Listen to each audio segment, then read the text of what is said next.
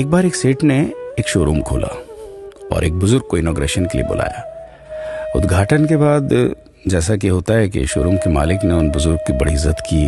बड़ी इज्जत अफजाई करने के बाद उनको बताया कि देखिए, यहाँ पे 21,000 चीज़ें हैं इस शोरूम में बेचने के लिए। इसमें से आपको जो भी चाहिए, जितनी चाहिए आप ले लीजिए। बुजुर्ग हंसे और बोले कि इनमें से एक भी चीज़ मुझे जीने के लिए ज़रूरी नहीं लगती।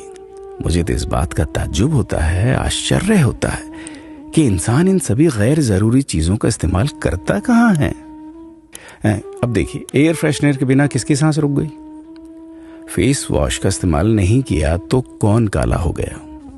होम थिएटर लाकर कितने लोग कलाकार बन गए? कंडीशनर से किसके बाल मुलायम और काले हुए हैं? अरे, जो डाइनिंग टेबल यूज करते हैं, क्या उनके घुटने नहीं दुखते? थोड़ा दिमाग पर जोर डालकर याद कीजिए कि हैंड वॉश के बिना आपके किस दादा के पेट में कीड़े हो गए थे। अगर हम डीओ मारकर निकलते हैं तो क्या लोग हमें सूंघने आते हैं?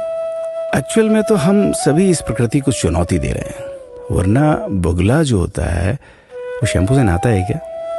मोर अपने रंगों को संवारने या बचाने के लिए कौन सा कंडीशनर या फेस वॉश इस्तेमाल करता है? कभी किसी बिल्ली को मोतियाबिंद होता देखा है? किसी खरगोश के बाल कभी गिरते हुए या सफेद होते हुए देखे हैं? इनहेलर या बाम के बिना भी कुत्ते के सूंघने की क्षमता उतनी ही तेज है।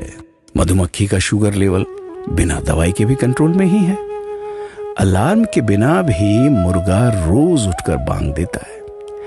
दरअसल इंसान पैसा खर्च करके दुखी होने की चीजें खुद ही खरीदता रहता है। नेट बंद तो दुखी, लाइट जाए तो दुखी, मोबाइल का चार्जर खराब तो दुखी, केबल टीवी कट जाए तो दुखी, मच्छर मारने की दवाई ना मिले तो दुखी, महिलाओं को मेकअप ना मिले तो दुखी, मैचिंग कपड़े नहीं मिले तो दुखी। आजकल इंसान 10 मिनट में 20 तरह से दुखी और परेशान रहता है। बाकी तो गुड़ की रोटी या प्याज रोटी खाकर हाथों का तकिया बनाकर पीपल के नीचे जो आराम से सो जाता है, उसे दुखी करने के लिए तो फरिश्तों को नीचे आना पड़ता है। ये सब देखा देखी का खेल है। सच तो यह है कि सुखी रहने के लिए बहुत कम खर्चा होता है, लेकिन दूसरों को दिखाने में कि मैं कितना सुखी हूं, इसी में बहुत ज्यादा खर्चा होता है।